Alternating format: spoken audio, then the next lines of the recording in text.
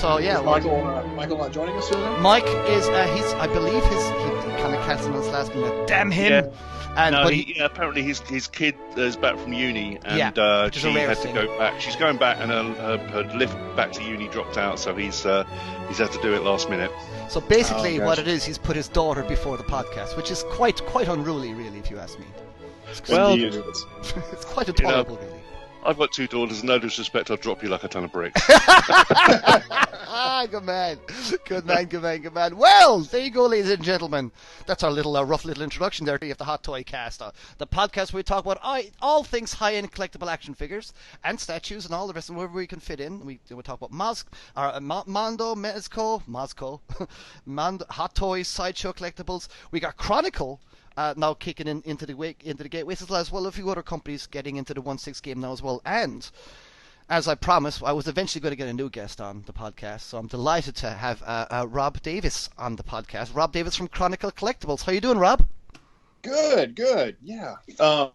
It's really exciting to be on your podcast because I've listened to you guys for about 6 or 7 years now. I think you and those two other guys. Those two other listeners. Those 2 other listeners that we have. We got one in Wyoming and maybe one in Wisconsin or somewhere like crazy in Canada or somewhere like that. But no, it's great to have you on, Rob, because we've been keeping an eye now on Chronicle now for the last few years, and you guys have always been bashing out some very, very interesting product. But now, obviously, you guys are kind of starting to delve into the 1/6 game, and it's getting very exciting now because right out the door, your first product seems to be very, very, very cool kind of thing. But I was going to open up, but just you give us a little bit of a rundown and wax some lyrical about Chronicle and what you guys do. Yeah, well, it's kind of funny. This isn't the first attempt we've had at 6 scale. I know you guys have been going to Comic-Con for a few years now, and we showed off in our early days some 6 scale prototypes, and we showed them off at a few of San Diego Comic-Cons, and then we kind of went quiet on it, and people speculated, of course, because we live in the internet age. We're like, oh, well, did they cancel the lines, or this is not happening, or whatever. Yeah. And really what it was is we just wanted to make sure that we could build up some brand recognition and kind of establish ourselves in the marketplace, doing the things that were kind of our initial wheelhouse really well, which is statues and prop replicas and busts. And then we're at a point now where we think we can move into 6 scale and do it right. Yeah. And we're actually this Tuesday, we're going to hit our 6-year mark as a company. So we're really excited that in 6 years we've come from doing 2 RoboCop statues or maquettes to, graduating to 6 scale as well. Yeah, because RoboCop was one of the first things you guys ever did, wasn't it?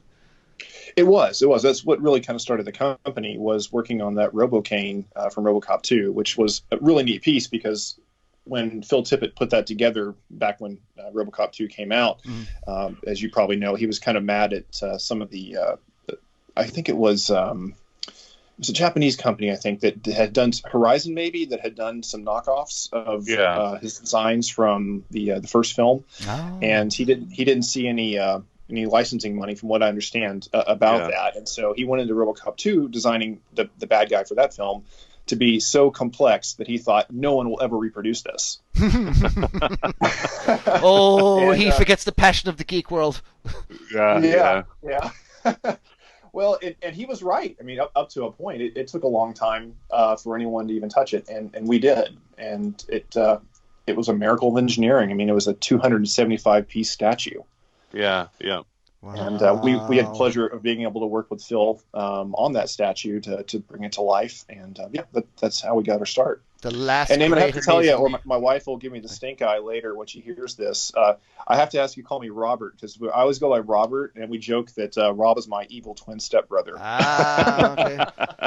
Robert it is. In fact, that when we were preparing our questions, my opening gambit was, "Are you Rob or Robert?"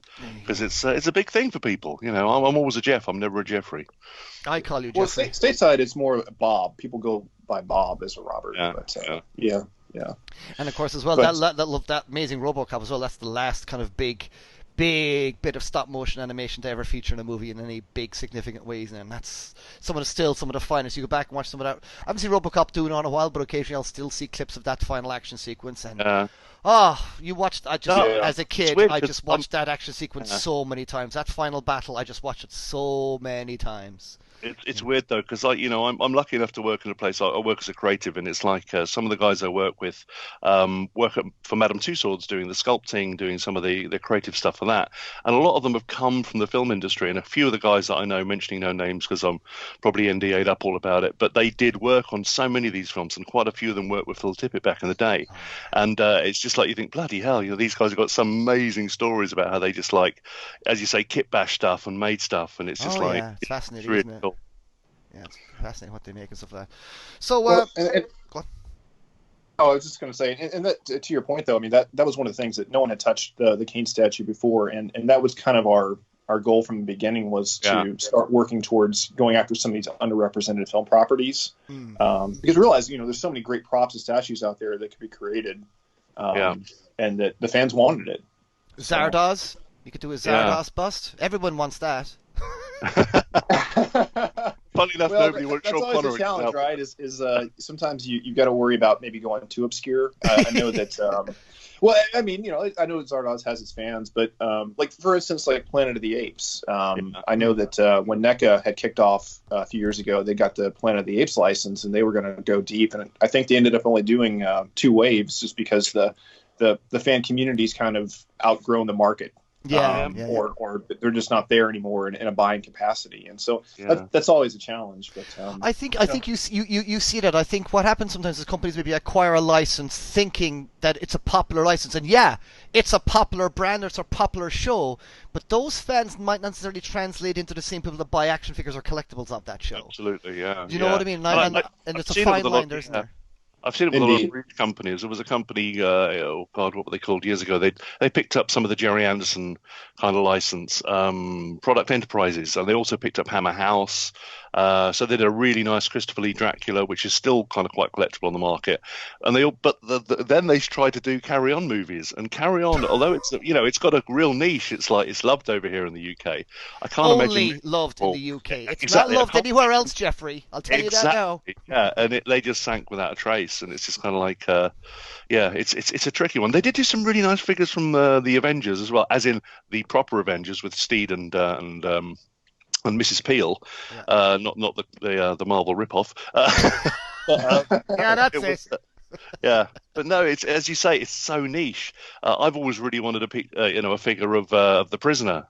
I've always really wanted that figure, because I just think it'd be a really standalone great figure. But I just don't think there's enough people out there that would care. No. Like Logan's Run as well, and that's maybe that's popular as well. But I can't see figures of Logan's Run selling terribly high. That kind of way.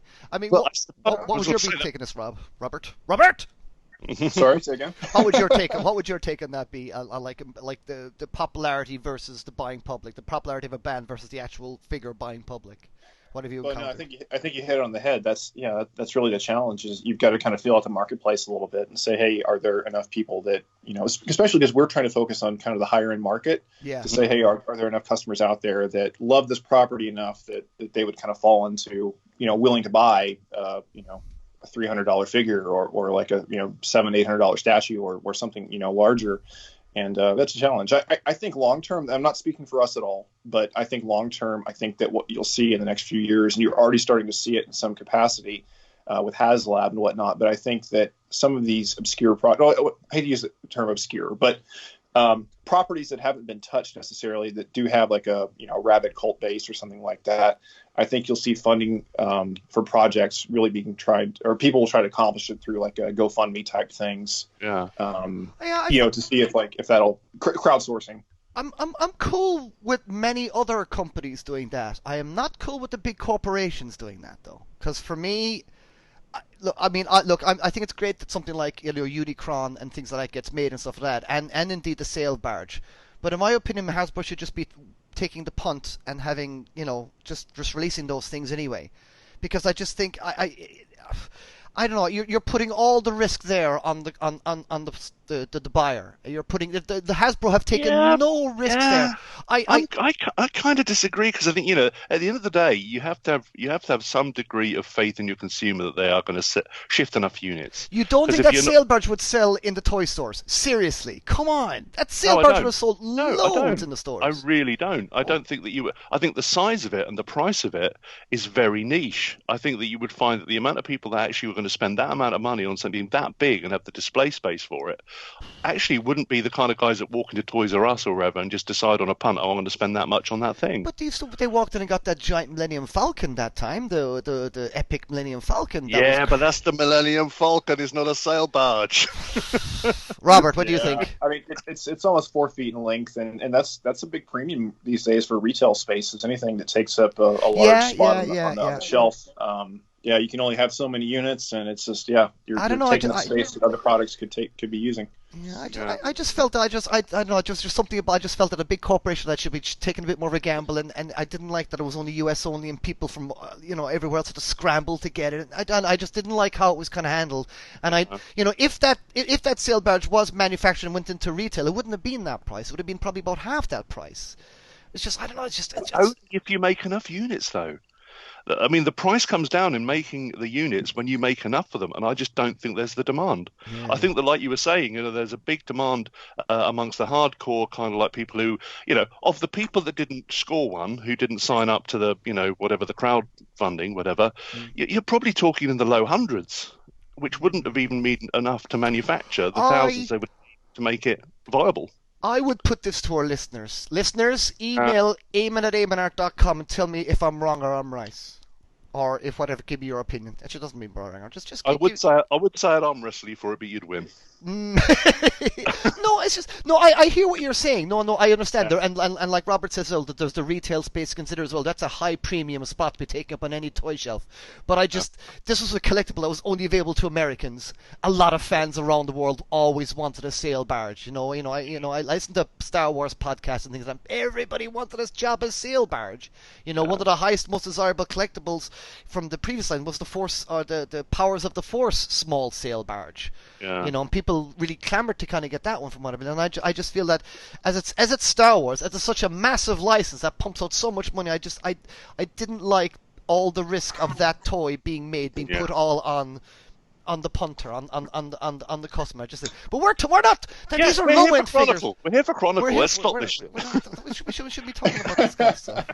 That was quite a tangent we were on there, but it's good information. And I think it's relevant to just to the community at large. It's a good discussion to have. But one thing you asked about, Chronicle, like how we started and all of that. One other thing I just wanted to mention is our motto in house, and also we've published this out there, but it's always been artist, artifact, and art. Meaning basically, we try and work with the original studio's artist creation whenever possible. Going back, these are all, of course, licensed pieces that we're doing, and then we go to if we can find the original film prop, which I'll just do a quick diatribe on the Jurassic Park cryocan prop replica. We were able at the last minute to find the original prop. No way! Wow, it's such a cool piece as well. It's such a lovely piece. Yeah, thank you. And then from that, and also sometimes digital renderings or whatever, if it's something that's purely, something in the digital space, if it was a CG creation or something, try to go back to the original assets when we can. And then from that, that's what we create the art. Those are our pieces. We like to say we aren't just making collectibles, we're making art. So yes, I like that. Absolutely. What would be your best selling product to date? The best selling product to date? Well, there've been several, and it's hard to pick out like one best seller, but the Breakout Rex that we did, that was like one of our very first Jurassic Park pieces, if not the first. I can't remember if the Stego was the first of the Breakout Rex, but the Breakout Rex was wildly popular, the Tyrannosaurus Rex from Jurassic Park. And the Cryocan has been an immense seller. I mean, we debuted the pre-order for that this summer right around Comic-Con. And it's been amazing. The fan response has been off the charts. Yeah. And I'm really proud to say that our 1/6 line of figures are tracking really well for us too. Whee! Cool. Which leads us to our next question. Jeff, take away with the next question. Oh, well, no. In fact, I don't have the questions in front of me. I know I wrote a lot of them, but no, it was just kind of like, I mean, my next one really was that, I mean, I love Jurassic Park, don't get me wrong, but I was of just slightly the wrong age, just a little bit too old. I wasn't like that kid that was blown away by it, but I just really loved the film, real groundbreaking film. So it was really weird, like looking at your website, looking at the stuff that you've been selling, looking at the stuff that you've been selling over the last few years, and just how amazingly popular it still is. I mean, it's kind of like, I was talking to some of the guys at work, and to a lot of them who are in their kind of like, I don't know, sort of like late 20s, early 30s, it was their Star Wars moment to a degree. It was the kind of film that really blew them away. So I can totally see how that's taken off. But were you? I mean, obviously you had a lot of faith in it, but were you surprised just how amazingly popular it still was? No, no. No, No. I think the time was really right because I mean the first film came out in '93, and you see this for a large part of the products that we produce is that or the licenses that we go after is the audiences that fell in love with that stuff are now of an age where they have disposable income. Yeah. You know, they are after capturing that nostalgia from when they were kids. You know, trying to recapture those moments. Yeah. You know, I'll never forget the excitement of seeing Jurassic Park back in '93. I'm a big home theater enthusiast too, and that was the introduction of that was the very first film that had DTS sound, you know, digital sound. And I'll never forget like reading about it in the paper before it came out. And me and my best friend at the time, we went to go see it, and we were so excited for that, and we cheered. You know, when the T-Rex eats the lawyer. I mean, so those are memories I'll always have, and so it's great to be able to kind of capture that excitement and that interest, and you know, with whether it be a prop replica or statue or now the 1/6 scale figures, just to kind of relive those moments and then share those. Like when we have parties and guests over and things like that, and they see these cool pieces, it's like that. You can buy this. People make this stuff now, and it gets people excited and interested. And there's just a huge fan base for Jurassic Park. And the new films definitely help. I was just going to say, actually, just out of interest, obviously, almost like Star Wars, you have the classics and the reimagined ones now. From a sales perspective, are you finding the originals are still kind of like got the edge, or is there a whole new kind of genre of people that are just really into the new stuff? Absolutely, yeah. The new stuff, sorry, the old stuff, or I should say old stuff, the original stuff, related merchandise is definitely outsells any of the new stuff. Yeah. Although it's going to be interesting to see how that Mandalorian helmet of yours is going to sell, though. Now, comparatively, I say it's probably going to sell gangbusters because people are already like buying Mandalorian figures and everything. It's not even out yet. It's actually when's out? It's out 2 weeks, isn't it? 2 weeks time. Yeah. The trailer. Yeah. I mean, put it this way: the trailer for that has got to be more. It's like when I saw Rogue One. I feel like this is going back to the Star Wars universe that I wanted since I was like 10 years old. Rather than, no disrespect to some of the more modern films, which I like on the whole, but they just don't quite, transport me as well. Yeah, I mean, you guys got that Mandalorian helmet like fierce quick altogether, Robert. So what happened there with that one? That was just in case you kind of, because I would imagine you've got to be up against other companies trying to jump on something like this, right? Or you guys got a good enough relationship now that it's kind of a given that you guys will get a certain kind of licenses, or how's that work? Well, I just wanted to clarify, the Mandalorian helmet is actually through our relationship with EFX Collectibles. Yes, of course. Yes, my apologies. So we're really just a distributor for that particular helmet. So we worked with EFX on getting the distribution out there and getting it to fans, and we're offering the helmet prop replica worldwide. It looks and when the show premieres, I looked it up. It's November 12th. It's coming just right around the corner. A few more weeks than 2, but right around the corner. Oh, wicked! And we plan to have this helmet in fans' hands by Christmas. Oh, that's perfect. That'll be cool. See, that's what I like to hear. That's what I like to hear. You knowing that, because I just think so many companies release things. It's like, oh, we're releasing it, but you won't get it for the time everyone wants something decent and big for Christmas. So having this Mandalorian. So there you go, folks. Go get your Mandalorian helmet now on ChronicleCollectibles.com. It's $699.99. So go get that, and you can pay it in plans as well. And it's awesome looking. Can you wear it? You can wear it. Can you wear it? Yeah. Well, it looks wearable. I have to be careful about my answer for that. It's not sold as wearable, but okay. You could probably put it on your head if you're crazy. If you've got a small enough head.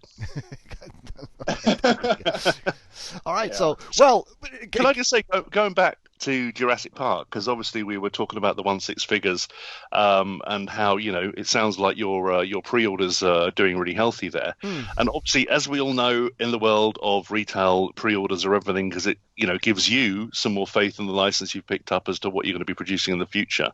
So obviously, we've already had Alan Grant.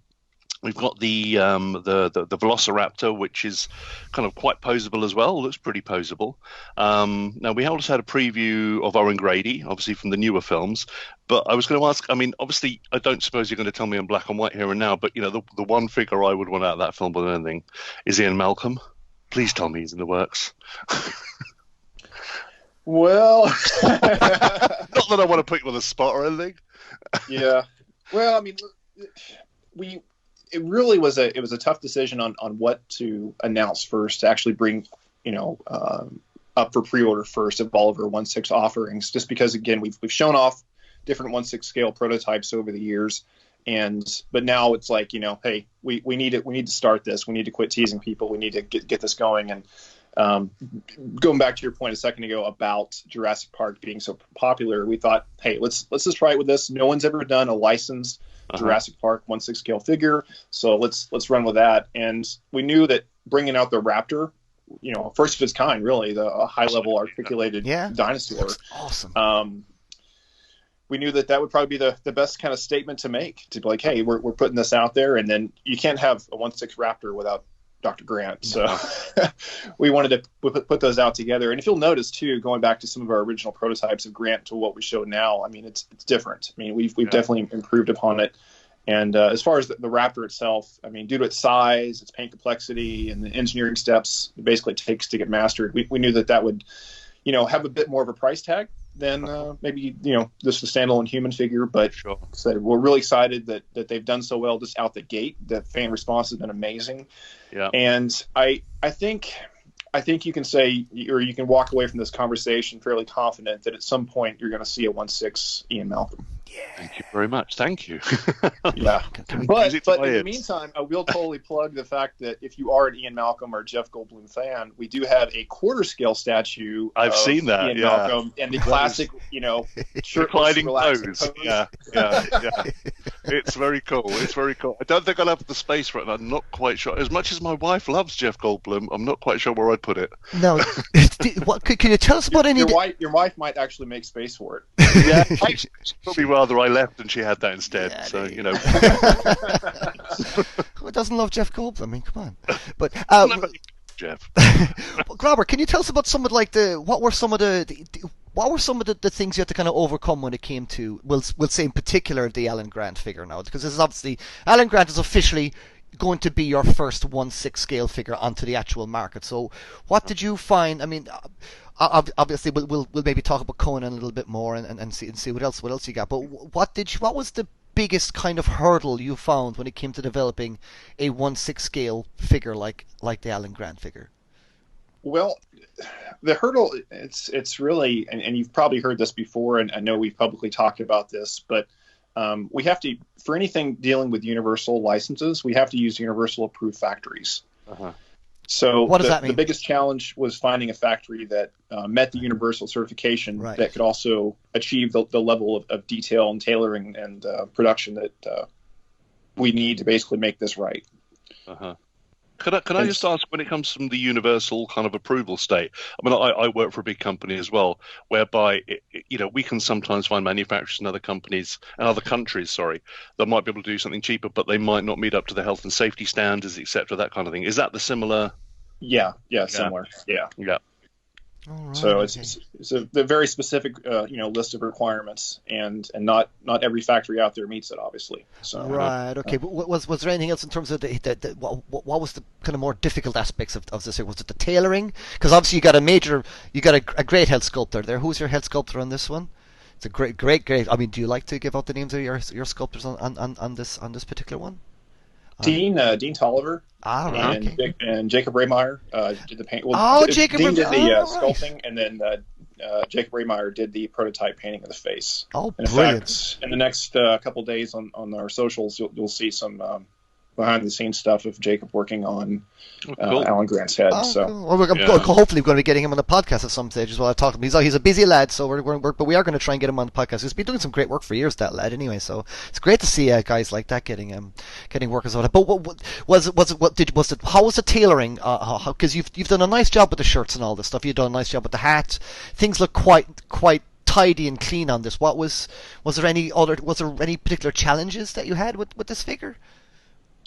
Well, again, just finding a factory that could replicate it. Right. Okay. Yeah. So, because you can do anything in-house, but trying to get it actually produced can be a different story. And this is it. Kind of goes back to, again, we were showing off these prototypes, and the people were just kind of throwing in the towel. They're like, "Oh, they're never going to produce these," or "Why did I cancel?" or something. And it really wasn't that. It was just like, "Hey, we can make some great prototypes, but can this be replicated?" Yeah. And so that's been a challenge to find the right outlets to actually produce this, and we're excited. We think we found the right factories, and it's this is a really exciting time for us, is to be able to jump into 1/6 scale. And something I have to clarify too, just because there might be some confusion out there, is that we're not getting into 1/6 like just because it's popular or some sort of fad.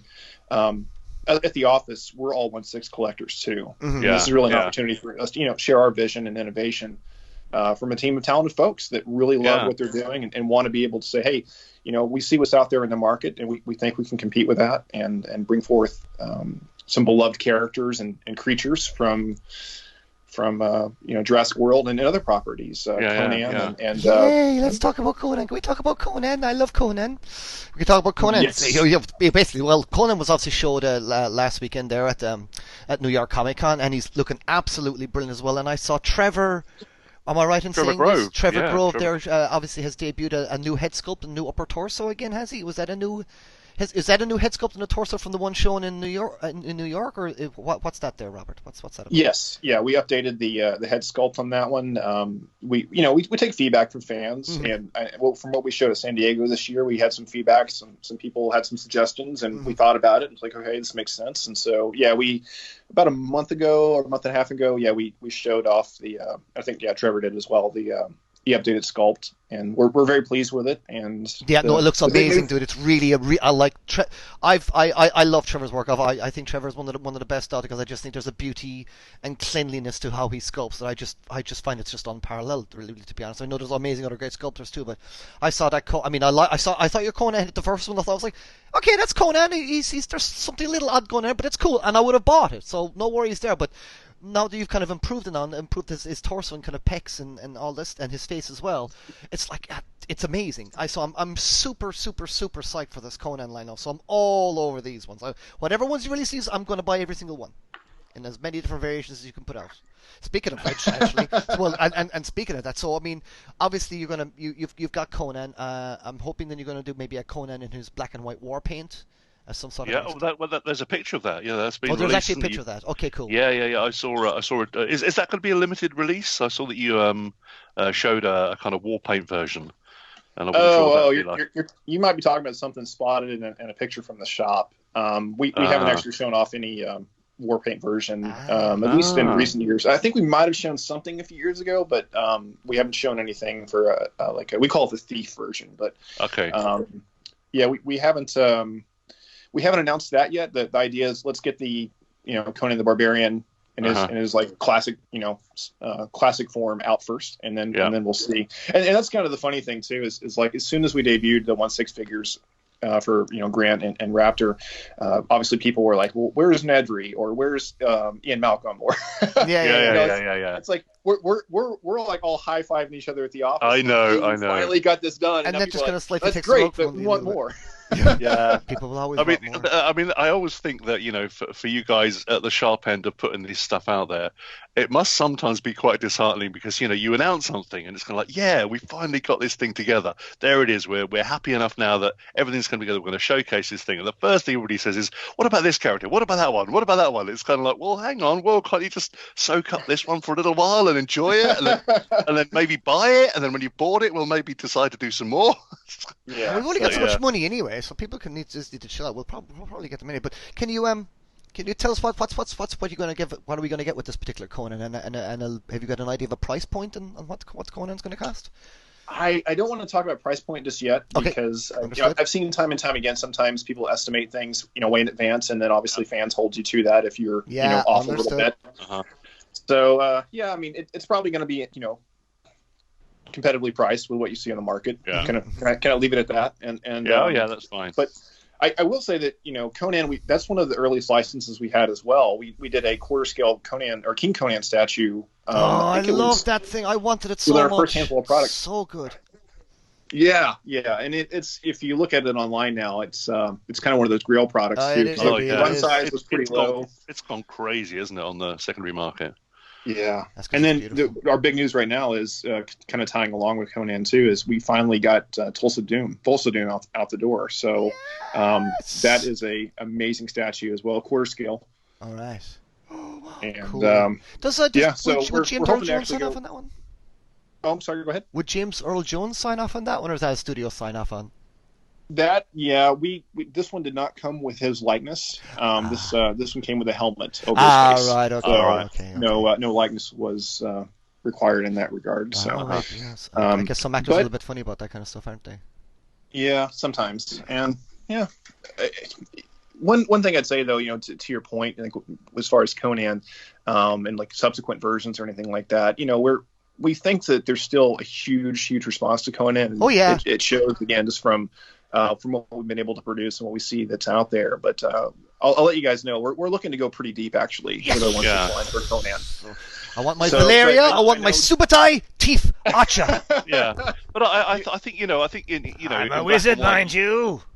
No, I'm saying black and white. I think you've made obviously the right decision because you're always going to lead with the main character.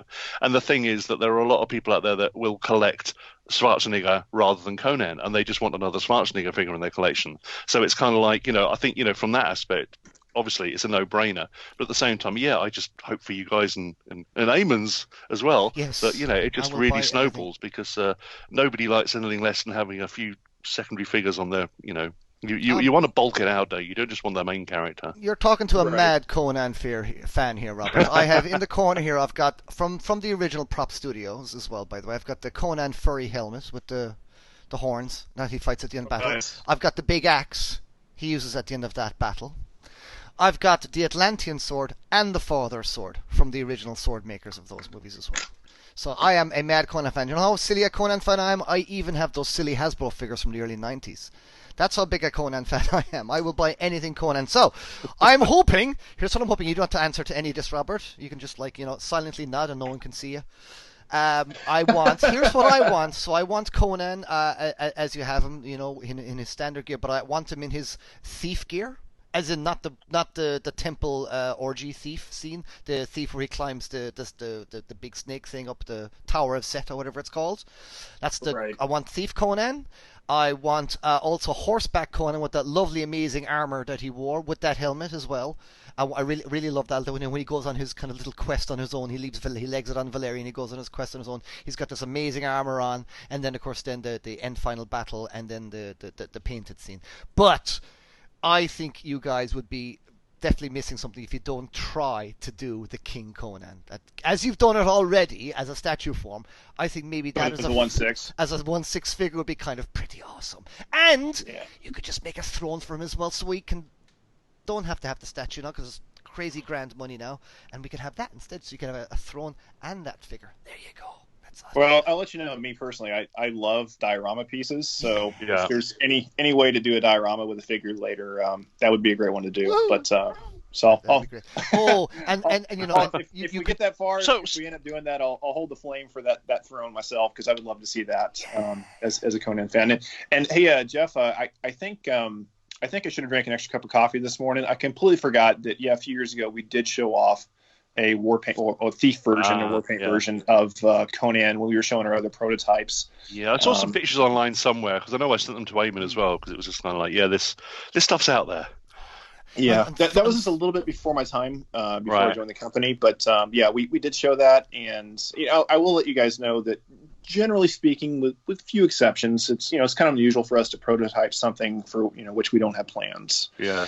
So I think that I can confirm to you guys that we'll definitely have some very limited editions coming for some various 6-scale properties that honestly haven't been revealed to anyone outside of the company yet.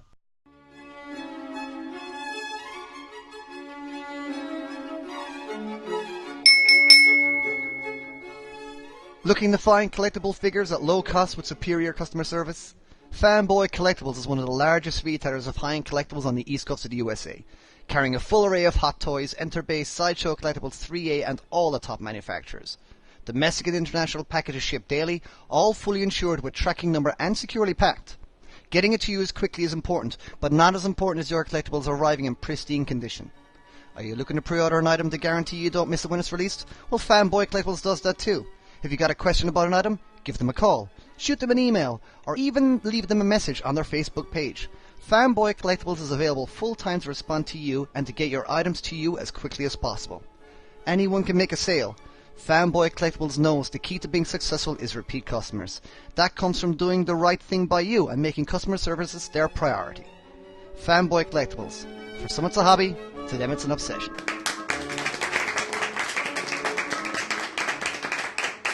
Robert, I was just going to ask Eamon, are you saying that you don't actually want a Bridget Nielsen Red Sonja as well?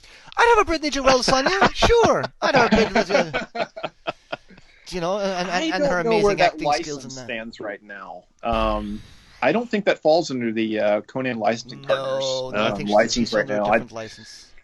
I'd have to see, but no, that would be interesting too. I mean, obviously that all came out around the same time, and as a kid, I loved Red Sonja as well. But I can say at this time we don't have any plans for Red Sonja. Yeah. Well, I mean, to be honest, is anyone really kicking the door down for a Red Sonja figure, Bridget Nielsen Red Sonja figure at the moment? Really, I'm sure it's probably one or two, but I won't be kicking her door down for that one. I could live without the Red Sonja Bridget Nielsen figure, to be honest. But if you make one, it'll be a lovely figure because she'll be a tall, powerful lass, and I'm down with that. So yay, and all that. But that's one of those movies that even as a kid I was like, yeah, this is a bit rubbish, isn't it? That kid's really annoying, isn't he?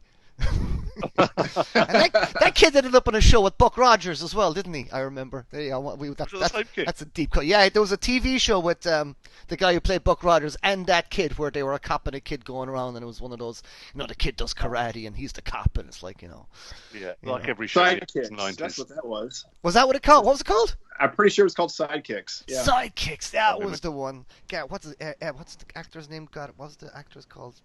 Who played Buck Rogers?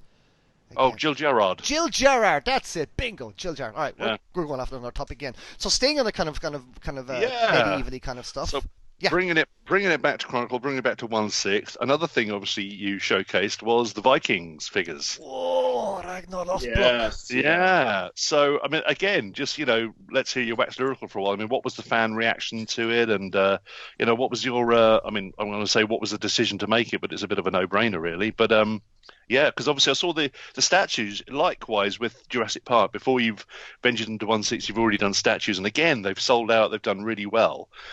So I would imagine that was a mitigating circumstance, if nothing else, as to why you would want to do it in 1/6. But yeah, tell us some more about it. Well, yeah, the Vikings, the same kind of thing. We showed off the 1/6 a few years ago, and then we were able to do the 1/9 scale statues first, and that just kind of meant more of where we were as a company at that time and what we could produce. Because you can produce a bust, 6 scale is a whole nother game. You have to really make sure that you develop your talent and make sure that you're able to produce what fans' expectations are. We showed Ragnar. We also showed the Owen Grady from Jurassic World. Yeah. I've seen that. But if you look at the quality of those figures or those prototypes from back then, just a few years ago, they really weren't ready for prime time. And I'm happy to say that our company's been growing. As again I mentioned earlier, we're going into our 6th year now, and our 6th year, and we've grown in both talent and experience for the past couple of years. So that when we show these figures again, they're going to look as good or better than what fans of 6 scale have come to expect. So Jeff, really the answer to your question is that they're coming soon. And when you see them, they're going to be so much more improved beyond what was teased a few years ago. And I think it's going to make people really happy. The fan response to Vikings has been great. The 1/9 scale statue of King Ragnar, full disclosure, it took forever for us to get that out. But really, what happened was the factory that we had worked with on that, we just weren't seeing eye to eye on the counter samples that were coming back. And, we wanted to make sure we do it right because we know there is a huge fan base for Vikings. That's a great show. In fact, I had an individual email me the other day, he messaged me the other day saying that there are thousands of fans in Brazil. We need your Vikings collectibles. Yes, bring it on. Well, another thing about that is I think that there's a little bit in the collector that kind of says to himself, if this is the only version I'm ever going to get of a thing, I'm going to get it anyway. That's going to happen. So I've bought figures in the past, 1/6 figures. A few years ago somebody brought out a figure of Dan Dare, an old it's based on a comic book character from the UK, which was really last popular in the kind of like 50s and 60s, even before my time, but I remembered it with fondness. But I thought, nobody else is going to do this, I need to have it. But as you say, I think that people are getting more and more sophisticated and discerning these days, in 1/6 in particular. But yeah, it must be kind of, to guys like you, not disheartening, because it's always interesting to hear fan feedback, but there's a cacophony, isn't there, of people who always think everything needs to be better. And there comes a point, I always think, with any kind of like creative process where I'm not going to say anything's good enough, but it's kind of like just accept, even the biggest companies on the planet, Sideshow, Hot Toys, they get it from their fans all the time about little tiny tweaks and how things don't up, and it's to the point where you just think, for God's sake, guys, just there's a little part of me thinks, be grateful that somebody's actually made this bloody thing. Exactly. It exists. Yeah. You can now buy it. Absolutely. Jeff, I'm glad you said that, not me.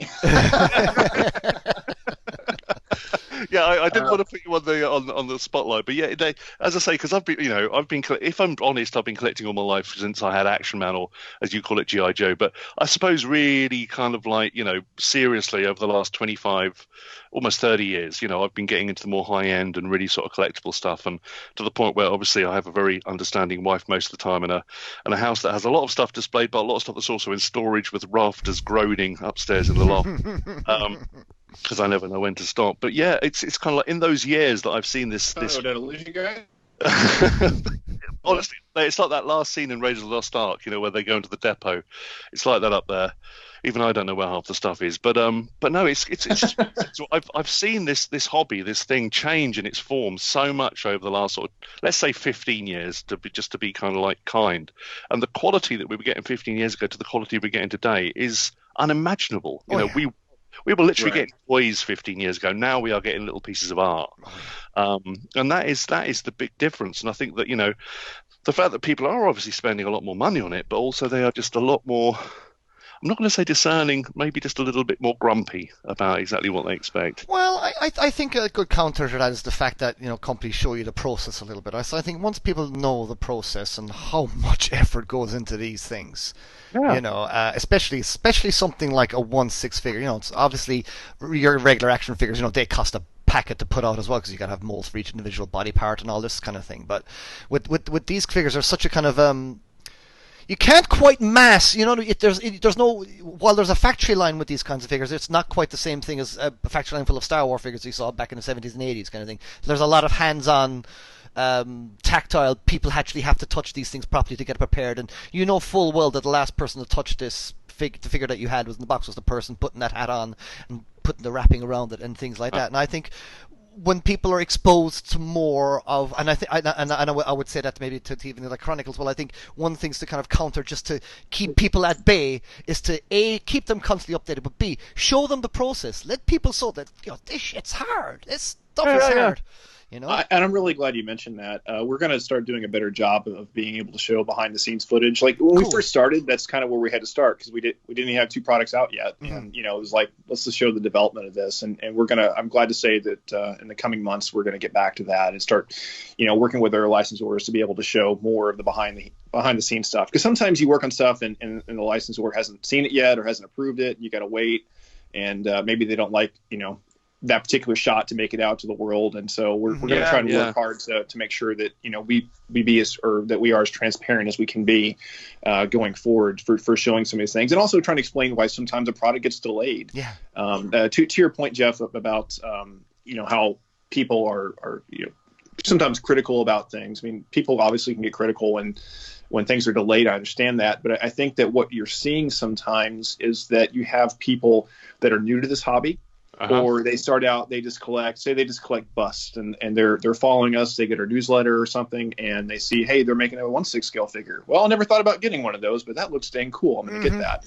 Yeah. And so, but then they're like, well, why is this figure $250 or something? And if they're coming from the Hasbro world, makes total sense. This, I can get this figure on the shelf, or I can get a toy on the shelf for $20, and why? And you've got to kind of educate people that if you're coming into 1/6 scale, this is an established community. That takes a lot of work and tailoring, and painting and crafting just to be able to get these figures produced to look like miniature versions of the actors or the characters. Absolutely. And to that as well, just like people coming into this that necessarily are kind of new to collecting is that I think that those delays too, people just don't understand sometimes that when you're working with overseas suppliers and factories and things like that, there can be delays, and things don't turn out right, and we'd much rather deliver a product late than deliver something that just doesn't meet the fan expectations at all.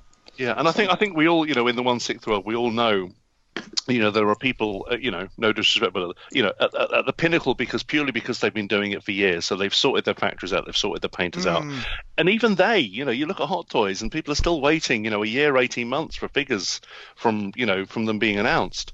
It happens, and you look at the smaller companies who are coming into this arena, companies like Big Chief, who are, they've been established for years now, but they've still got some really good licenses. They're doing Doctor Who and Bond, etc. And again, they have Flash Gordon, and they have a really good relationship with their fans, or they seem to online. And I think that's what it's all about. It's communication, isn't it? It's just about making people understand that you are in a very difficult process of product, quality control, and putting a product out that you're proud of, and making sure that everybody gets the product in their hand that they paid for. You see it with the Four Horsemen, like you see with the Four Horsemen have a all their figures are like a Kickstarter. We all kind of backed it. It's kind of a nice community thing. But if the Four Horsemen are ever late, they will just email us. Sorry guys, we got this, and they'll just go through. It's kind of like like they do now on British Rail, Jeff, or on the buses here on the the amazing British transportation system, public transportation system, where they just love telling you, a tree fell on the railway tracks, and the people are lifting it are pretty drunk right now, but they'll get it out the way soon enough, and we just want to let you know that this is the problem.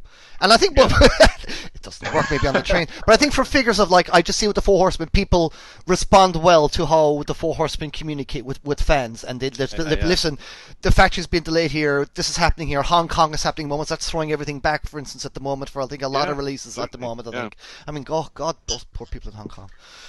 So, I think that's playing a factor as well. There's so many other extenuating circumstances. A ship can be late. It can be held up in customs a little bit longer than anticipated for various reasons. Who else? There's a massive typhoon in Japan at the moment. Again, shipping lanes are going to be slowed down. It's a million and one reasons. But at the end of the day, some of your fanboys out there don't really want to hear it. They just want their product on their doorstep 3 weeks ago. But anyway, and whatever.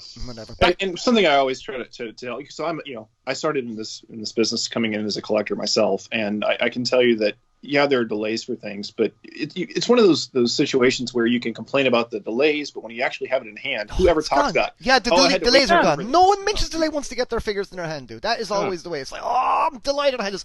So we had to wait 2 years for an Iron Man Mark 41, the one from Iron Man 3, the kind of reverse colors, or the more gold one from Iron Man 3.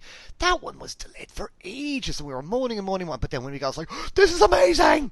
You just lose it when you get your item, and I think just keeping fans abreast of the process, I think is always good. But back to Vikings. Are you guys going to go pretty deep into Vikings, or do you have are you just going to see how it goes with Ragnar? Because off the top of my head, I mean, Ragnar is number one, and if you don't do Lagertha, you gotta just do Lagertha just because it's Lagertha, because she's awesome. Well, I think you'll see more. Of course, be dependent on fan response when we get the first piece out there. But right now we have the 1/9 scale statues for Floki and Lagertha up for pre-order right now, and those, by the way, will ship a heck of a lot sooner than Ragnar did. You got a Floki statue? Where can I see this Floki statue? Floki and Lagertha statues. They're on the website. They're on the website. Yeah, I've had a look at them. Hold on, Chronicle. Yeah. Have a little look. So there's so at least on the 1/9 scale side, we've shown that we're willing to do other figures. So we will, if the response is good, then I think you can bet on seeing more characters coming in the 1/6 scale line as well. Yeah, and it's a weird thing, and again, I'm sure that your research, demographic and everything is going to kind of bear this out as you move forward with your sales. But it's one of those weird things in 1/6 that I found different from statues, is that not always the case. This is a broad, sweeping brush statement, but statues of women sell very well. Yay! 1/6 style figures of women don't sell quite so well. And I wonder if sometimes there's a little bit of a mentality. I mean, I have no problem that I'm not going to say they're equal because they don't release as many. But there's that little bit of that dolly aspect, that Barbie aspect, I think, in some collective mind of having a doll of a woman, whereas a statue, being all kind of sexy and posed, pardon my French, is kind of like a different thing. I mean, is that something you've come across with your? Well, obviously you haven't gone into the 1/6 female figures yet, but it's something I've noticed in 1/6 sales. I don't know, man. You look at those Viking figures, man, and people are snapping those things up because they got the massive, bazingas. Well, this is exactly what I mean. You got a bazoom there. Yeah. But it's a different specialist market. Some of that stuff, I don't know.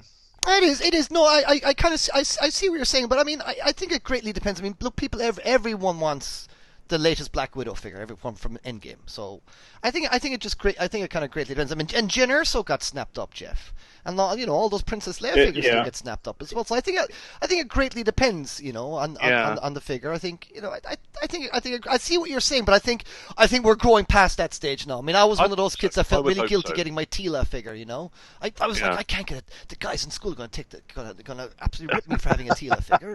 It's bad enough I got this half-naked barbarian, but then I get this woman figure. It's like, oh, but nowadays female figures are like my favorite now. So I'll, if a good Hasbro make a good female figure like an Angela or something like that, I'll buy it because I like a beautiful looking figure on this. And speaking of beautiful things, so I'm hoping then that you guys are going to do this same sort of blue Lagertha outfit for her figure as well, and Floki as well. I think Floki, Lagertha, Ragnar, and Bjorn.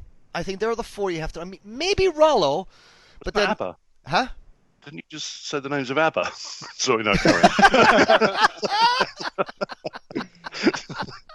You're making well 6 ABBA figures? Sorry. All right. ABBA doesn't flip and sing. That was Olivia Newton-John. God, geek fail here, amen. No, but I think Floki, Lagertha, Ragnar, and Bjorn definitely got to be the four big ones to do. Maybe, surely. I mean, I know there is Rollo, but Rollo kind of slightly leaves the scene a little bit. The characters we tend to see the most of is it's actually Floki and Lagertha, and Bjorn probably we see more because obviously Ragnar kind of leaves after a time as well, kind of a thing. So, but can you expand on anything on there, Robert, about any of the kind of looks that we're seeing here on these statues, maybe making it into the figure form, or is that you can't comment on that yet? Maybe. There's probably a good chance that you'll see similar designs. Good. Like I'll reserve judgment, or I'll reserve any further comments on that, just because we haven't shown off what the final version of a Ragnar or a First Vikings figure will look like. But there's a good chance that we'll probably adopt some of the designs we've already put out there in statue form. Excellent. And may I suggest that you give Lagertha 2 head sculpts and you give her a mad painted face as well. You give her that'd be cool. That'd be cool. Give her a mad painted face. She's like, Lagertha is all kinds of awesome. So she is. It's probably one of the most awesome lasses on TV. I think is Lagertha. She's amazing. I think she would have made a great She-Ra. Yeah, but she might be a little bit. I know she's in her late 30s now and stuff like that. She might be a little too older for She-Ra. But I'd put to take what's her name? What's the actress's name? Catherine Winnick is my lovely ally there. Yeah. Catherine Winnick. I would have loved her as She-Ra, man. I think she's an amazing looking woman. So she is. But there you go. I digress. Well, I do like the idea of like 2 head sculpts being on there. That could be like a good exclusive, and that's something that too I'm really proud to say that we did for putting this 1/6 out direct, or when we released the pre-orders just a couple weeks ago, is that we introduced exclusives from Chronicle. So if people order directly from our website at chroniclecollectibles.com, they can get, for instance, like with Grant comes out with a exclusive for the swap out hand holding the raptor claw. Oh, brilliant.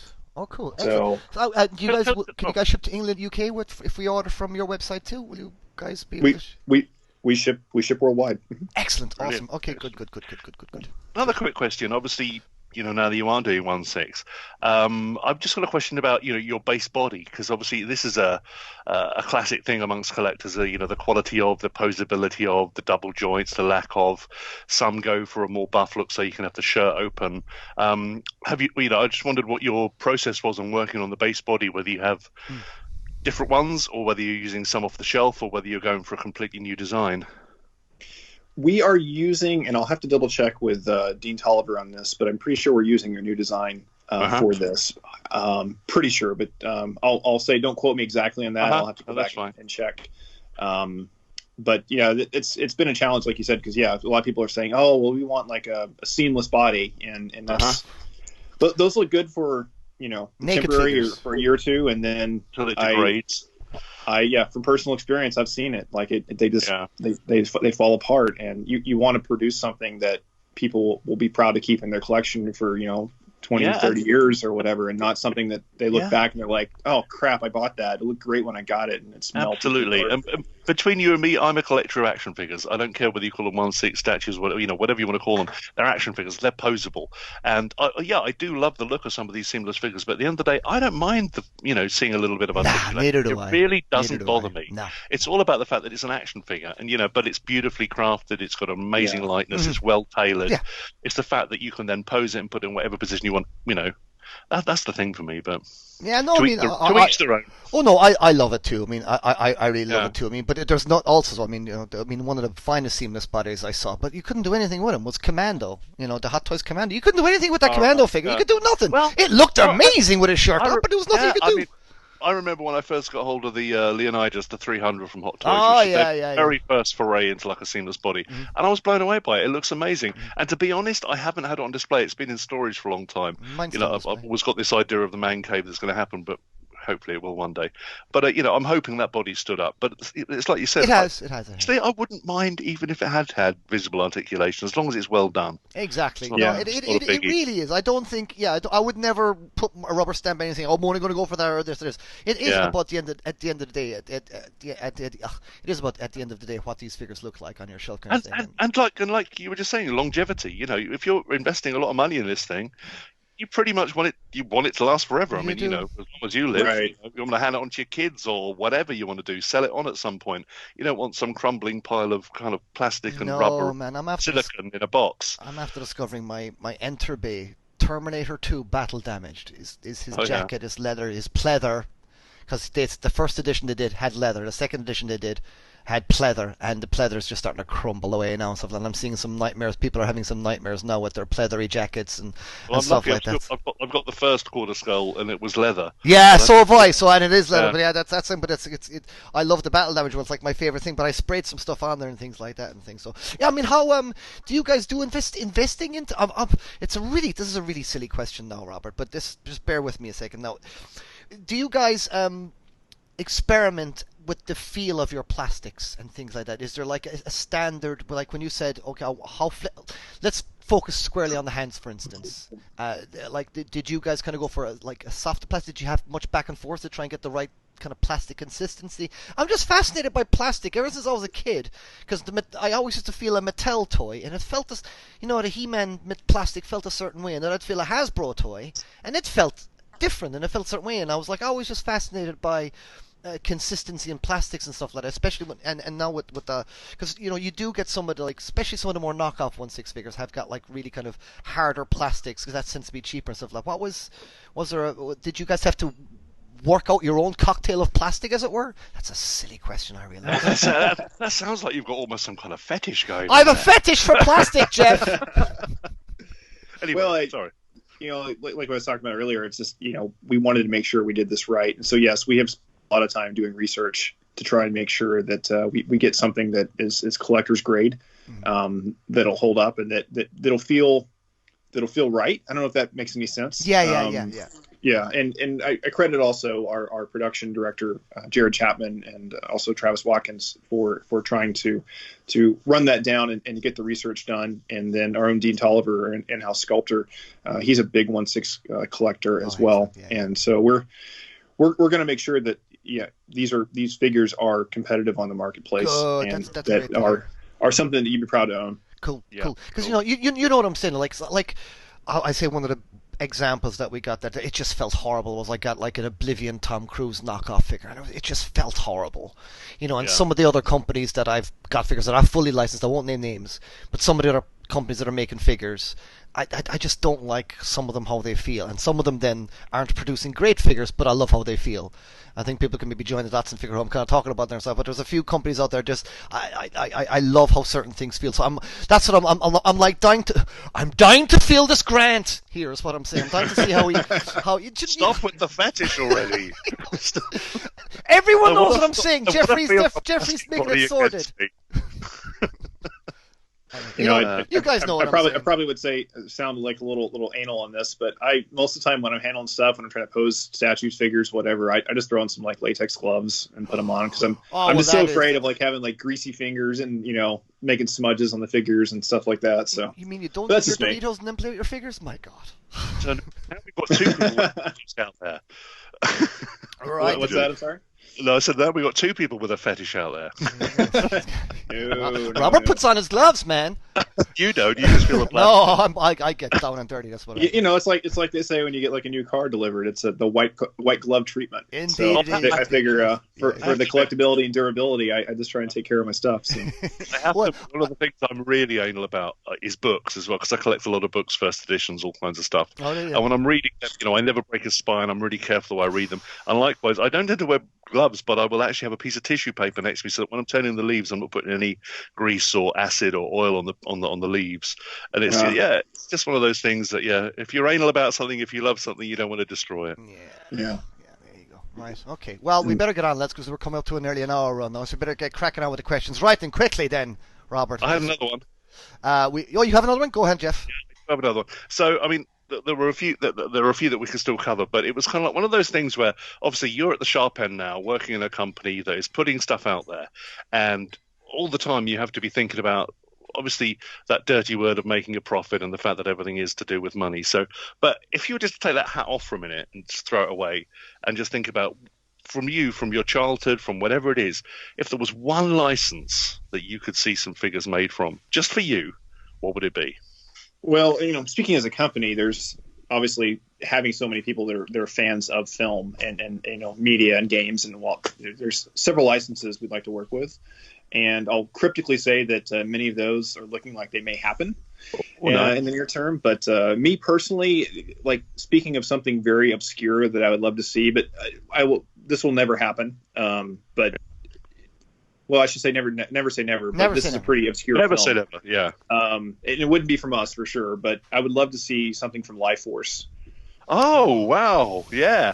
That's weird, because I used to, many moons ago, back in the 80s, I used to work for a graphic design company, and we did all the video promotion stuff for that when it came out. No way. Yeah, we did the posters. Yeah, that must have been a terrible job looking at that pretty face all day long. That one must have been awful. Oh, poor guy. Look, we had a lot of very good quality photos, but no, that's amazing. Yeah, that's a real blast from the past for me, because that's just, I literally haven't thought about that film in years. Well, that's the thing. It's kind of obscure. I can say one time I met Quentin Tarantino years ago, and my one question to him was like, "Hey, have you ever seen Life Force?" And he goes, "Oh, I love that movie." Yeah, so lots of people like that movie. Yeah, I think lots of people like that movie. There's something about a space chick vampire that runs around naked. Space vampires, you can't go Yeah, there's wrong. something appealing about that. I have no idea why. I'm not sure. I don't think you could ever do her as a figure. Unfortunately, I don't think Matilda May would allow that character to be produced in the way we know her from the film. Yeah. Oh, I don't know. We've got more adult audiences these days. Yeah, possible. But yeah, again, that's just me speaking. And again, it's kind of an obscure movie. I'm sure some of your listeners out right now are probably getting on IMDb like, "What the heck is Life Force?" Hell is Life Force? But I mean, great as a kid growing up, that was my introduction to the UK. I mean, y'all fought space vampires and talked about NATO. Yeah. It was great. Yeah. I even remember designing the logo, because we had this kind of like, like the readout line on when you're in hospital, the blips. That was the thing that came off of the. That's the right. E. Yes. Oh yes, was that you guys then who did that artwork? me. That was you. God, that's All those years mental. ago, All yeah. these years looking at something, and then you end up having a podcast with the dude who actually did it. That's mental. That's really interesting, Jeff. Maybe we should just have an interview with you and talk about you for a little while. I never knew that. That's quite cool. That's good. No, Life Force. I think Barbarella would be one of mine. I've always wanted a Barbarella figure. Yeah, that would be cool actually. For me, it's Withnell and I, which is niche. If I could have Marwood, Withnell, I'd probably want Danny the Purveyor of Rare Herbs and Uncle Monty as well. But those four, I'd be very happy. My boys. Are you familiar with Withnell and I, Robert? With Barbarella? No, with Withnell and I. It's I think it's a more British thing. I do know quite a few Yanks that love it, but mostly it's Brits. You need to see it. The title's not coming through. I'm not understanding. Yeah. I'm sorry. Withnail and I. One of the characters, the main character is called Withnail. His nail is Withnail, is in his Withithnal. Richard E. Grant. And the other, it's played by Richard E. Grant, and the other character is played by the guy who played the Doctor Who movie guy, Paul McGann. Yeah, Paul McGann. And his name is actually Marwood, although it's never mentioned. It's never actually mentioned. His name is Marwood, but he's the and I, and it's just about these two British out of work actors at the end of the '60s trying to survive, and you have to see it. It's just one of the greatest. It's probably the most quotable British movie of all time. Yes. The other place. Yeah. Wow. No, you've actually caught me at a loss. Yeah, you gotta see it, dude. You gotta I see thought it. I knew, like, I thought I knew a little bit about British culture and films and TV, Fawlty Towers, Yeah. but I've never heard of this one. I'll have to add it to my queue. I think you're gonna really enjoy it. If you kind of like the kind of wisecrackiness of certain Englishisms. I'm Irish, and I absolutely love with Nell, and I just absolutely just the language of dialogue. It's one of those ones that's just it's an endless. It's like Spinal Tap, endlessly better the more you watch it. Exactly. It's like Spinal Tap in that it just keeps kind of getting better and better and better. You keep and seeing more and more things to laugh at. Yeah. That's one of those. Right, but we better crack on now and stuff like that. So right, we're coming to the end of our questions here now. We've already we've had a couple of questions about the Mandalorian film. We've kind of covered that. Any more kind of collaborations? Well, like that's an EFX thing, isn't it? I suppose. But do you yourself? Well, Go. Sorry. yeah, I mean the collaboration was, this year at San Diego Comic-Con, it's no surprise we actually, or no secret, we actually shared space with EFX. Yes, you guys did. What an Comic-Con. amazing booth you had too, man. Jeez.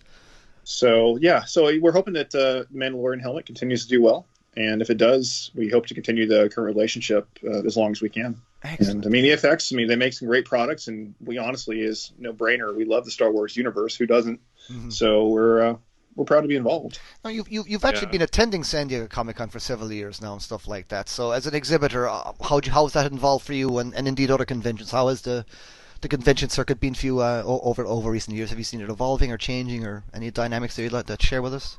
That's an interesting question. We've been fortunate to be able to exhibit at San Diego Comic-Con since our inception. We were there with Toonami for the first few years out at Comic-Con, and last year we did New York Comic-Con for the first time. We weren't at New York Comic-Con this year. We hope to be back next year, but that was kind of interesting, that dichotomy of the differences between the New York Comic-Con and San Diego, and that New York came off as being more oriented towards comic books. Yeah, it is. Yeah. And kind of like a little more relaxed environment. And San Diego, of course, has morphed into this monolith that it's almost rare to see a comic book at San Diego Comic-Con. Yeah. And honestly, it's you go there more just for the pop culture stuff. But I doubt they ever change the name, just because you've got that name, you own it, you run with it. Yeah.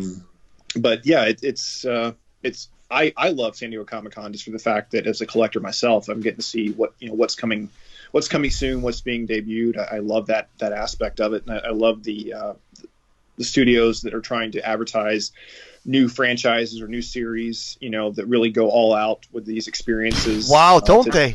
It's insane. Yeah, it's something else. And there's something to be said. It's in the last few years, you don't even really need a ticket for San Diego Comic-Con to enjoy about 80% of it, because it's all off-site anyway, with all these pop-ups that they have. But yeah, that's the trend, is that San Diego has really kind of morphed into more pop culture, more collectibles, and that's great for us. But it is difficult at the same regard as far as getting space out at San Diego Comic-Con, because you almost have to wait for someone to get your own booth. You almost have to wait for someone to retire. Okay, because that's high-end real estate right there, isn't it, at San Diego Comic-Con? And your presence is always quite significant, though. The last San Diego Comic-Con now, I met you out there, wasn't I? I met you. Was it 2017? No, was it last 2017? Yeah. No, wait. 20. Yeah, no, it's 2017. Sorry, my brain's like 2017. Yeah, it was. Yeah, it's about 2 years ago. So there you go. And it's just, I've been going to San Diego Comic-Con since 2006, every other year. And it's just grown into a monster now. You used to get a hotel. Yeah. You used to be able to get do you know my very first San Diego Comic-Con? I stayed in the Marriott right next door to it. That's how it was in 2006. Yeah. Now I've got to get a bus for like an hour to get in. It's crazy. Well, it's weird. Many years ago, I was invited by a company to go over there and talk about, reviewing and stuff, and it didn't happen. And it was kind of one of those things where I wish I had at the time, because it does seem to have become an uncontrollable behemoth of a thing now. It is. And it's kind of like, I think the whole PR, angle of it is fine. But it's like you said, it's funny enough, my background, or the company I work for is in experiential, kind of like a theme park kind of stuff, and that seems to be taking over a little bit. It's all on the peripheries and the exterior. If you look at it from one angle, it is quite obscene, the amount of marketing that goes on at San Diego Comic-Con. It is like it is sensory overload at times, and it can be quite just exhausting your eyes just looking at stuff. But it's a 1 week where people just go absolutely nuts, and I love I love the vibe. I love the Yeah, and it's the closest thing thing geeks have got to Glastonbury, really, isn't it? It is the closest thing to Glastonbury. It is indeed. Oh Yeah. my God! And we're talking about an entire modern city of San Diego being completely consumed by Yeah. geeks. Oh, yeah. It's impressive, and San Diego's such a lovely city as well. You know, it's got such lovely waterfront, and the whole convention center is beautiful because you can go back to the water and look at the yachts if you and you can find a quiet space in San Diego Comic Con as well. I dare say you probably couldn't find a quiet space in New York somehow. If you know where to look. A little harder. Little harder. Yeah. Little hard. But how was San Diego for you guys this year at Chronicle? Because you said you didn't go to New York this year, but how did you find San Diego this year? Was it good? San Diego was a great show. I wasn't there personally this year at the show, but we had obviously the debut of the 1/6 figures again, and but this time, of course, followed up with a pre-order. I'm very proud of that. And then we showed off the Act 1 from the real Ghostbusters because we're doing a line of night scale statues. Lovely, by the way, they're awesome. They look really sweet. They look really cool. Yeah, love those. Love Ghostbusters. So that was great to show that off, and then the Mosasaurus statue from Jurassic World. A lot of people asking for that. I know we started off this talk about what sells better, old stuff or the new stuff, but there's still a big fan base for the new stuff, and it's funny. Like anytime a new movie debuts, that's the first thing you start. I run social media and for the company, and that's one of the first things I see, kind of the front lines of what fans are talking about. And as soon as there's a new franchise film that comes out, people are like, "Hey, you need to make this character or make this character." And Mosasaurus has been one of those that we've gotten repeated requests for. Yeah, and we're glad to do something with that. Well, to me, even from the trailers and then seeing the films, I think that obviously from the originals, the Velociraptors and the T-Rex are the classic, but the Mosasaurus in the new films, just because of its size and the fact that CGI has come on so much more, and the fact that they can do it underwater now, it was a really cool scene. So it's a no-brainer. It was slightly awkward, and I'll understand if you want to be as vague as you like, Aaron Robertson. But what happens with a license that turns out to be a bit of a dud, like Terminator Genesis? Even. What? I like calling it Genesis. Whatever. Well, actually, that license for us was pretty good. Actually, that was one of our earliest big licenses for a new film that had come out, and I'm proud to say that in the next few weeks, you will see our first products debuting for the new film, Terminator: Dark Fate. Oh yes, some Dark Fate stuff. I'm trepidatious, but cautiously optimistic. I've got everything crossed. But you're right. So that's very interesting that you said that, Robert. So the Genesis stuff actually sold well. Mind you, the product that you put out was pretty awesome, really, because you had that lovely Arnie bust, and then you had the endoskeleton bust, and that's kind of even if you're not a fan of that particular movie, they're still pretty awesome looking Terminator collectibles.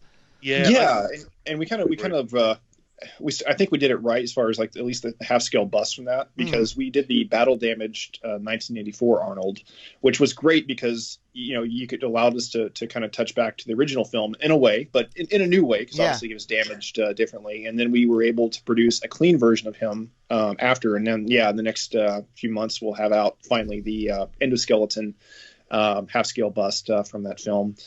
And going back to the quarter scale statue of Arnold that you talked about, we got feedback from Arnold Schwarzenegger or his representatives, and he said that was one of the best looking pieces he's ever seen. So we were really happy to hear that. Well, the likeness is amazing. That's fantastic. It's absolutely amazing likeness on this one, so it is. Right then, Jeff, any more questions before we let Robert go away? No, I think we're pretty much all done. I think we've covered all the stuff we were going to talk about. Though, there, if you want to ask him that one, what's his? That one. Yeah. No. So again, this was just a personal one. Like earlier when I was talking about, if you had your any license you could visit. Your house is on fire. Forget your friends and family. They're all going to be okay. They're all safe. They're all safe. What's the one collectible you grab? What's the favorite? I'm going to say something, and it won't really be something that you would expect, but it's just because it has like a lot of personal meaning to me. But I'm a huge fan of Terminator 2. I am the world's biggest Terminator 2 fan. My mom took me to see it 9 times when it came out in 1999. Wow, 9 times this guy hang on, Terminator 2. After the film being good, that is one hell of a good mom you've got there. I saw it twice. The first movie I saw twice in the cinema, Terminator 2.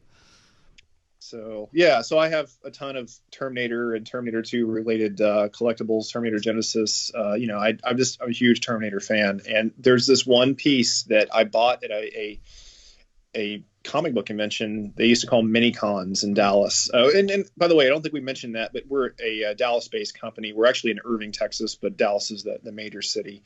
Right. We're one of the few companies doing something cool in Texas besides Mondo. But yeah, I was at this comic book convention in Dallas, and this guy that used to sell tapes of foreign films and all this, he had a small, I'd say it's like 3 inches long by maybe inch and a half tall T2. It just said T2 on it. And this is before the film even came out. And it's like a bright polished metal, and it's beautiful looking. And I bought it my mom bought it for me for like $25. I was a little kid at the time. What is this? What is this? 25 bucks, that's quite a lot of money even then, isn't it? Yeah, well, his story quid. was, and I've never been able to confirm this, and this is the reason it's the most meaningful collectible to me, because I thought I'd lost it for many years. When I moved out and started going to college and moving out in the world, my mom thought she had thrown it away by accident. And then I was home a couple of years ago and found it again, like in a box somewhere. And I was just through the moon, because I'd put up feelers online, like trying to describe this thing to people. And even on I think it was like Terminator Files, that fan board website. Oh, I know it. Yeah, I know it. No one had ever heard of this. And they're like, I've never heard of this particular collectible. But the guy that sold it to me said that it was given to theater managers before the film came out. This is a promo item. But it's like a paperweight, essentially. The backside of it is not really like a polished metal or anything. It's kind of rough. But the front of it is just super smooth and, sort of reminiscent of the liquid metal of the T1000 or whatever. But Sweet. It's one of those things that's what I would grab, honestly, if there was a fire. Well, that's cool. I thought I'd lost it for many years, and then, just discovered it again in a box, and that was a glorious day, let me tell you.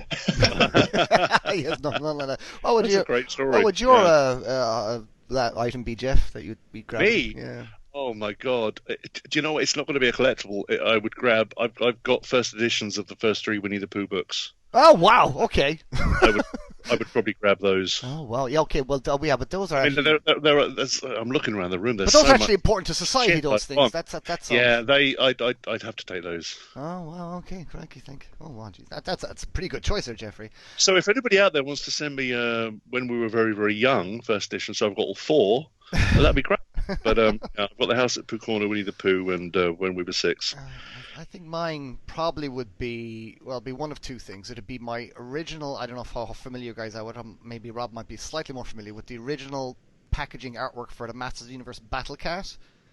All right. It's the original. Okay, yeah. It's the original pencil art drawing for that was given to me by the artist many years ago when I became friends with him and stuff like that. So it's probably that, because that's the one piece of art that made me become an artist in the first place. You see, so I was kind of like, I used to stare at those boxes and stuff. I've said this many times. Stare at those boxes and used to always want to paint and draw them. So I'd probably grab that, or actually my Atlantean Conan sword. So I'd probably grab that. There you go. Oh, nice. See, I still think Robert wins because his was the most personal. It was very personal. Very, very personal. Very, very, very personal. Yeah. Well, it's just funny. You mentioned the word collectible. You think that there's more than one out there, and maybe at that time there were, but for whatever reason, I've just never seen another one of these out there. So you gotta get aware of them. Is there anything else now, Rob? Do you like to say to our listeners and stuff like that about? When our grant will be out next year, the end of next year, a little bit. End of next year is what we're aiming for. Yeah, the end of next year. So what we'll hopefully do is maybe get you on again a little bit, because obviously it'll be between here and there. We'll have another San Diego Comic Con as well. So maybe around the time this figure comes out, we might kind of get you on again and have a little bit of discussion and stuff like that. So with a figure like this now, so I guess it's kind of hard to. Again, if you don't want to answer this question, by all means don't. So when do you send this? When do you place the order with the factory? Because it's like I work for all different companies, and I see sometime I'll do a figure for Diamond, and they'll have that figure out in like six to 9 months. Like some of the Marvel figures that I did, like I design them, and like within about 9 months they're on the shelf. I'm like, oh wow, And right. Other ones then, like if I'll do something for Mezco, and that'll take like 2 years to come out and stuff. So it obviously it varies from company to company, because obviously Diamonds don't have the material, so they're able to kind of bang things out a bit quicker. But why is that timeline so long?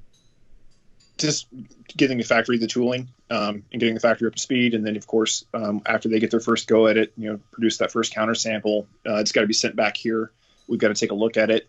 and then make comments. Maybe the studio has comments, and then it goes back. So there's a bit of back and forth. But I mean, generally speaking, you look at our payment plans on our site, and they go anywhere from like 3 months up to 10 months. I think even for some items go up to 12 months. And we try and space that as best we can to kind of coincide when the item's going to ship. It doesn't always work out, but generally 10 to 12 months after we introduce a pre-order, you're going to see the product in hand. And we've had some misses, obviously, than not hit that deadline.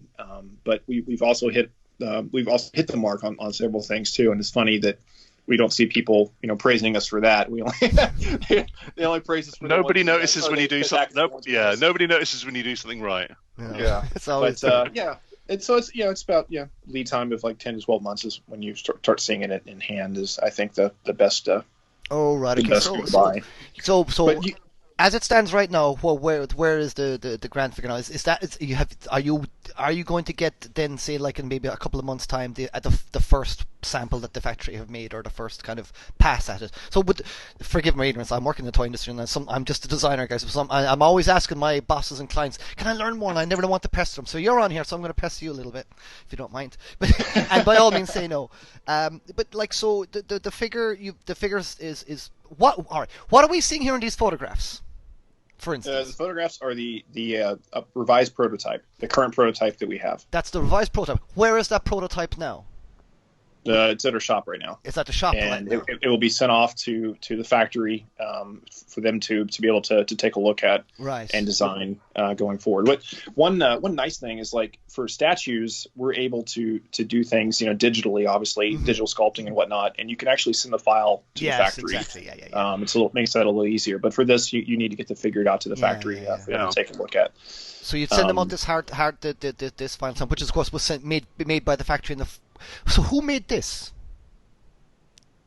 Who made Grant? Like the prototype, the actual prototype. Our team did. I mean, we've got paint and fabrication. We've got Jonathan Wallach, Alex Alva, Dean Tolliver, Ernie Arietta, Sean Dabbs, working on a lot of our projects that come up. Right. Okay. So they will sit there and they'll make the tailoring. They'll choose the or make the body and all the rest of this stuff, and then. Once that's then that gets sent off then to the licensors like or in this case Universal. A lot of times you don't necessarily send the physical product; you just send photos so they can see. Right, not always, but most of the time. And then and so then after that, then once you get your approval, it's like, okay, cool, we can make this now. And then you'll start promoting it first, which is what we have here. And then this particular prototype here that we're photographing here, you're going to send this off then to China then for the actual process of them, and they're literally going to hold the thing that you guys have made in studio, take it apart and dissect it themselves, at which point then they're going to start maybe making bits and getting your approval. Would that be correct? Right. Gotcha. Okay. No, I'm just honest to God, I would love to see everything like on each thing from start to finish, because as a designer myself, I literally am just fascinated to see the process from start to finish, and just to kind of to have a little kind of just a beady eye, and because again I find it fascinating, and if people knew more about this kind of stuff as well, I think just as I said earlier, I think people would appreciate things like delays and imperfections a little bit more or whatever.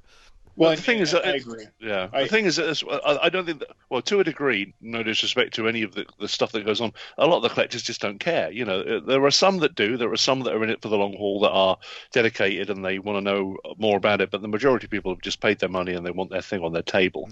But it's a really different. And the other thing, obviously, Eamon, is like depending on whether you're doing a 6-inch plastic figure or an 8-inch plastic figure or a 10-inch figure with fabric dress or a 12-inch figure with fabric clothing, all those different factors put so many weeks of process work into the end product. Whether it's if it's like you were saying, if you're designing something in 3D on a Mac and you send the files to somebody and they print it out, then you just need to quality control that they're actually manufacturing it okay. But yeah, if you've got all those different layers of like fabric dressing and paint apps and all that kind of stuff, I feel for you guys because I think it's an absolute nightmare. Well, it's just like literally just in the last couple of weeks. In the last couple of weeks, I've put my first 1/6 mixed media figure to bed. I can't tell you for who or anything like that, but it's for a well-known licensed and well-known company, and it's a mixed media figure, just like all these things as well. And it's my first one for this, guys, and it's grand. Delighted, great character and all this, but I'm legit, and I'm always afraid about hassling my client, because you don't want to hassle your client because you're just happy to get work from them. But this is why it's great to have someone like Rob, because I can literally badger Rob now and ask him what's. And don't let him badger you, Rob. Just tell him. And just find out, because I'm fascinated to know how long, because I've designed this guy now, and we probably won't see him until maybe even the prototype made up until next year's San Diego Comic-Con, I'd imagine, if at all. I don't know. It's just one of those things. Well, hopefully by San Diego Comic-Con next year, we'll actually have some early production samples to show off. That would be the hope anyway. Oh yeah, that'd be good. So we would get a couple of advanced maybe samples from the factory or whatever. Yeah, because I think that would be good, goodwill for the community too, just to show that, okay, hey, we showed a cool prototype, and then here's what it's looking like right now from the factory. And like I said, going forward in the next few months and beyond, that's the plan, is to be able to get more kind of behind the scenes photos. There's a challenge, obviously, with factories. Yeah, they're a bit secretive, aren't they? Yeah, well, because they're not, they might be working on other projects that don't involve us, that they don't want disclosed, and then you're relying on maybe someone on the shop floor taking a photo for you, and maybe they don't have the artistic eye for taking a great photo, and you get it and you're like, oh, this is not the best way to show this product. Of course. So there's a challenge in that, but we're going to try and overcome as much as we can, and definitely for in-house stuff, like as things are getting prototyped or painted. We're going to try and show more of that, because we get a good fan reaction from that as well. Anytime we've shown something behind the scenes, and I, as a fan speaking, I love seeing that too. So. Oh, I love it, man. That's what I love. You follow Ramir and all these other guys on Instagram and stuff like that, and you see their painting and their process. I find it fascinating, and you see some of these dudes now do these lovely speed videos who are actually sculpting a head right there in front of you as well. It's like it's a little ball of clay next. It's absolutely stunning. But yeah, but it's funny actually hearing Robert mention Sean Dabbs as well. I mean, that's a name that's come back to me so many times over the years. I'm pretty sure back in the day he used to work for Product Enterprises, the people I talked about earlier, English company who used to do they had some of the, what was it? I said Thunderbirds? Jerry Anderson and stuff. Yeah, and I think he might have worked on the Avengers, or the original Avengers TV show, that kind of stuff. Avengers. And it's weird how I think, when you get to know this world, and you're just a reviewer. Oh, the same heads crop up, man. Yeah, how incestuous it is, how many people keep cropping up, because if you're good at a thing, you're going to keep cropping up. Yep. Well, and I think that some of the names I've mentioned and some of the names that you'll see associated in the future with some of our projects are definitely going to be familiar in the 6-scale communities. Yeah. I mean, there's so much talent in that world, and we're excited to bring that up into our lineup. I mean, it's taken us again years to kind of get to where we need to be able to do this, and making sure that we bring in a stable of artists that are gifted in digital sculpting. Not only like portrait specialists for likenesses, so Alan Grant looks like you'd expect, but also mechanical. So mechanical bits look absolutely hard. Yeah, you need guys that got different ways of thinking for each little different thing, because obviously a tailor is going to think differently than a head sculptor. A head sculptor might think differently than a guy who works with anatomy more and things like that. And we have a paint team too, I'm proud to say, that has really grown over the years. I mean, we've got specialists in human skin tones and dinosaur patterning, mechanical weathering. I mean, pretty much anything that we've done now. Are you guys all in a studio together, or are you kind of like, do you just farm stuff out like individually? I actually sit away from the studio, and we have other folks that we obviously have an in-house team that's there day to day, and then depending on the project, we'll have some things farmed out, because we live in a digital world now where you can do these sorts of things. Yeah, you don't absolutely. necessarily need to be on site all the time. So yeah, that's fascinating. No, really, again, honestly, Rob, I could pick your brain for ages on this stuff, so I could. But we better let you go, because we've come up to an hour and a half. That's a full 90 minutes there now, kids. So I think that's some 90 minutes of lovely Chronicle loving right there. And again, guys, go onto the Chronicles. God almighty. ChronicleCollectibles.com. There you go. And you can pre-order the Grant and the 2-pack and the exclusive. They're all radio as well as the Mandalorian, as well as the Ghostbusters, and that lovely NCC Enterprise N701D. Oh yes, there's some cool stuff. Oh, and to tell you what, one of the ones that I really regret passing up on, I looked at it at the time, was the what was it called? It was the Sid Mead original blaster from Blade Runner. And that was one that at the time I didn't have the money. I was just kind of like, that is such a cool thing. But that was a lovely piece. Well, Jeff, if you're still interested in that is one of the pieces that we're still working on. It's been delayed for a while, but we're trying to get it right.